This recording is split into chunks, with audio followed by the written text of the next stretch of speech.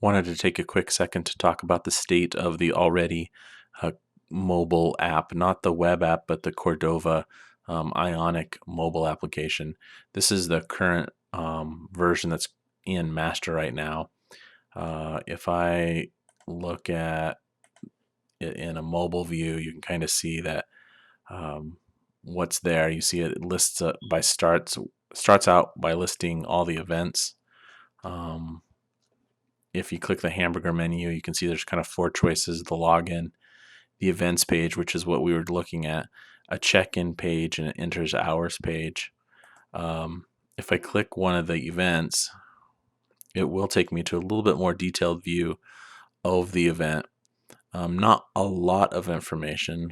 And then it has this square, which is really takes you to the check-in page for that event. If you click the check-in button, it's going to try to launch the barcode scanner or the QR code scanner on a device. Obviously, on a mobile app, on the simulator, it's not going to have that. But I'm going to go to login, and it does have. I've typed these credentials in before. If I do a login, it does log me in. You can see over here in the console. The developer did write logged in to the console.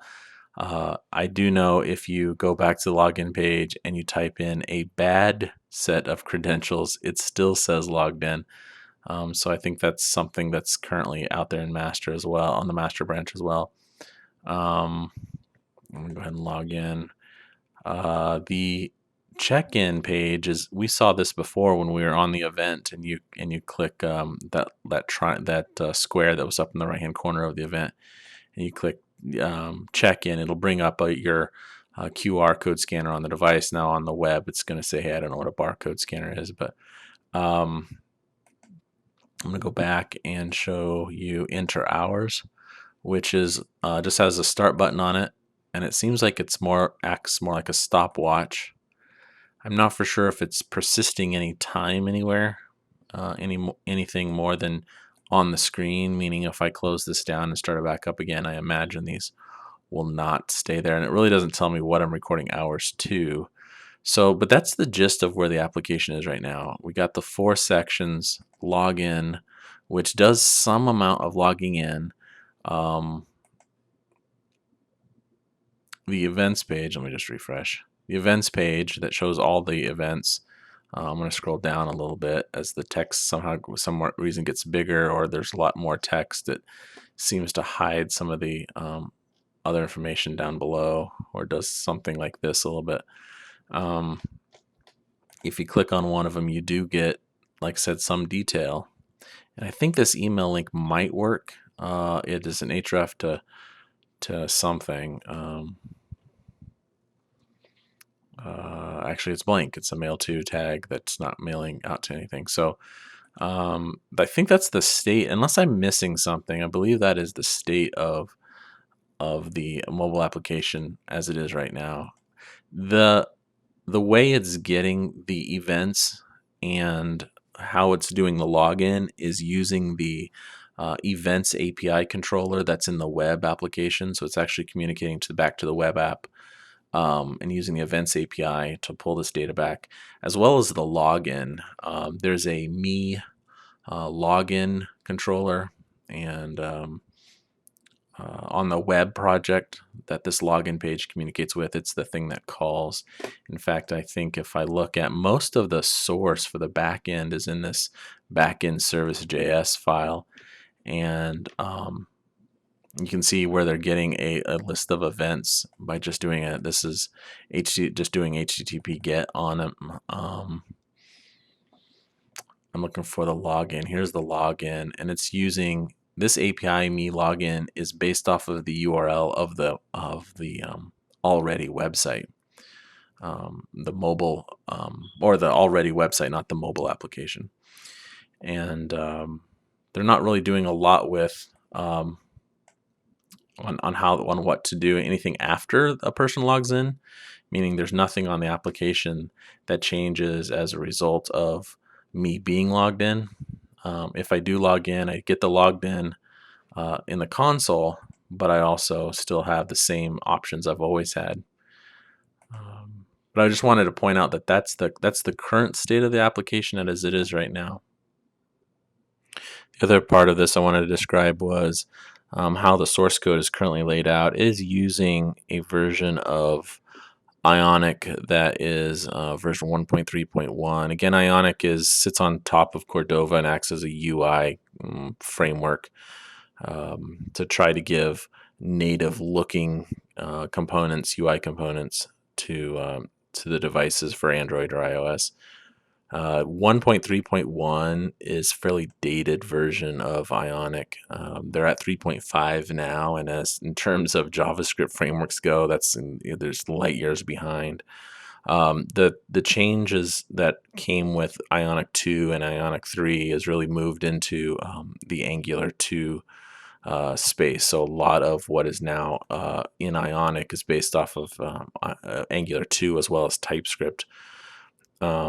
So moving or upgrading this older code base from Ionic 1.3.1 to Ionic to the latest Ionic might prove like a whole rewrite. But you can see in this www folder, there is certain folders. And there's probably folders for every page that we saw: the login page, the hours page, the events page, the check-in page. It's also the common ones you'll see: CSSs and images, and where they would put their Angular. This is probably Angular 1, or this is Angular 1 and Ionic 1.3.1.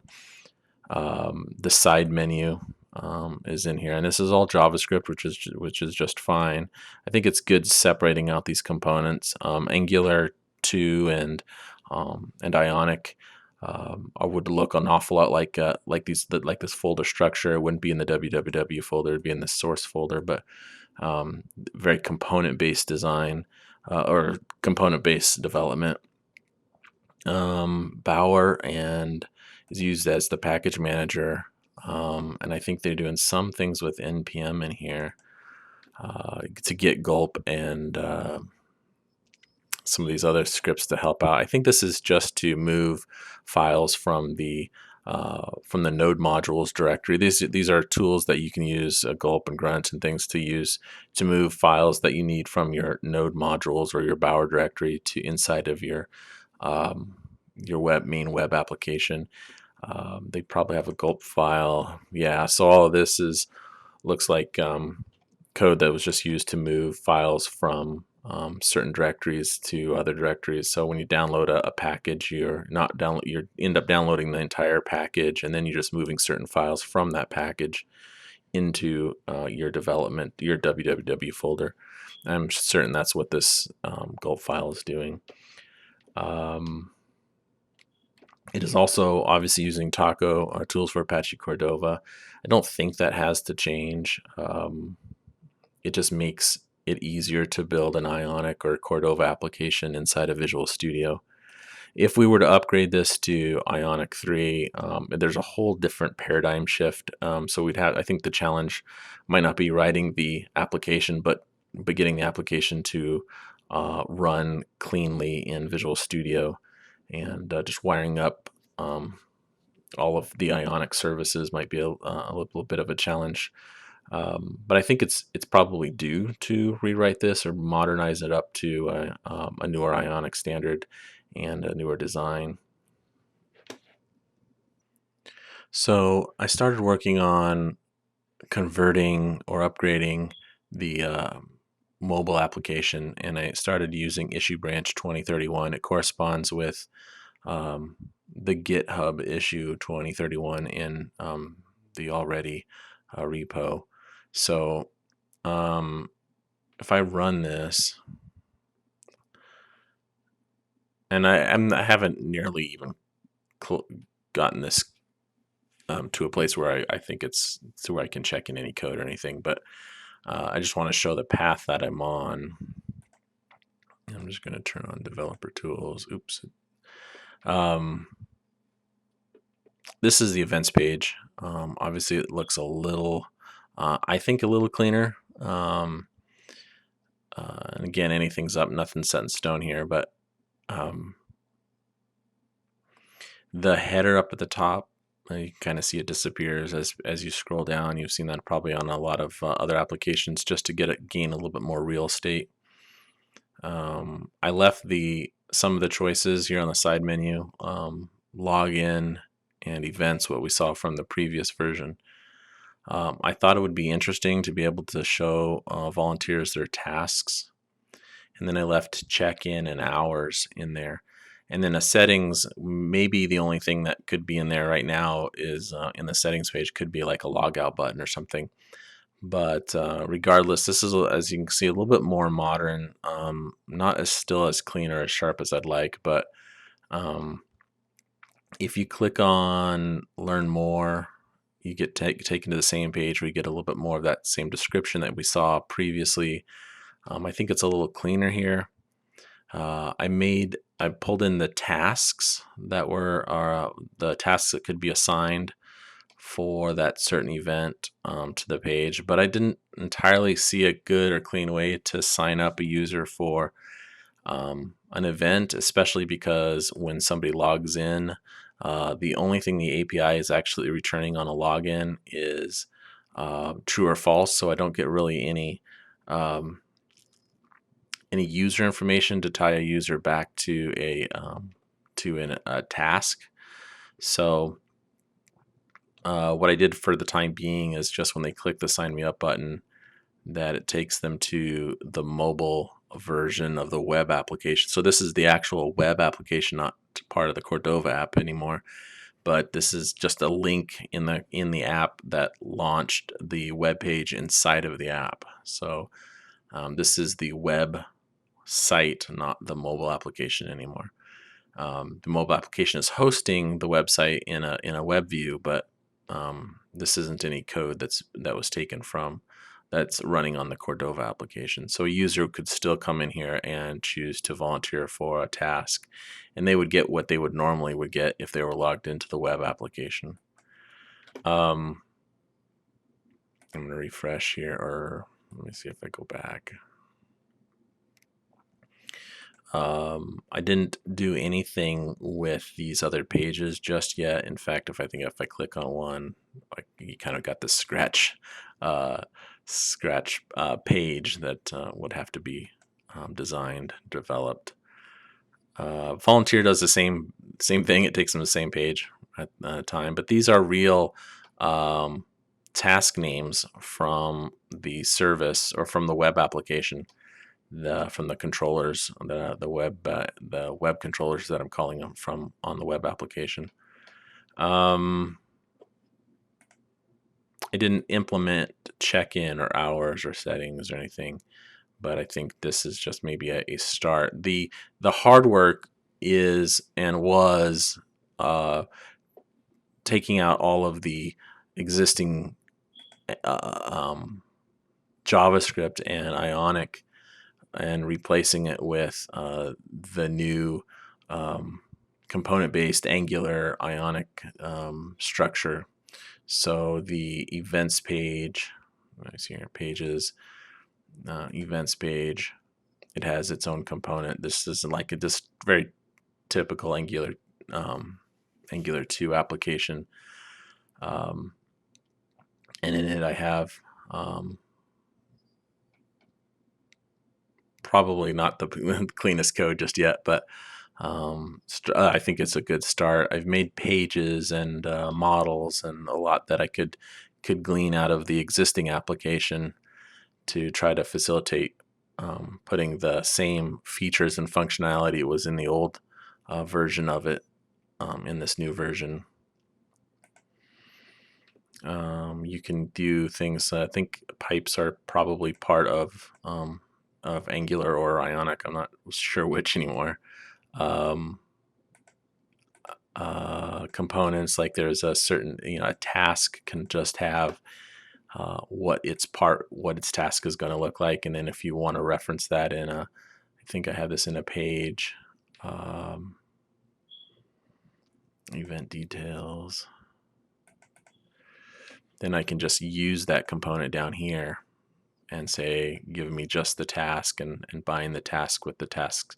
This is the page that is here. This is the event details page, and it's basically saying for every task that's in that event, create one of those task components, which is one of these guys. And then you have your separated CSS. Providers are just services. So an auth service. There was some existing caching going on, some kind of caching service in the old application. I haven't yet entirely understood. Checking in and the event service is just getting the events. It's doing an HTTP GET on that same URL that we saw from the old version of it. In fact, if I have 12 on this one, you can kind of see I'm just calling event and getting the list of events and returning it back to the UI.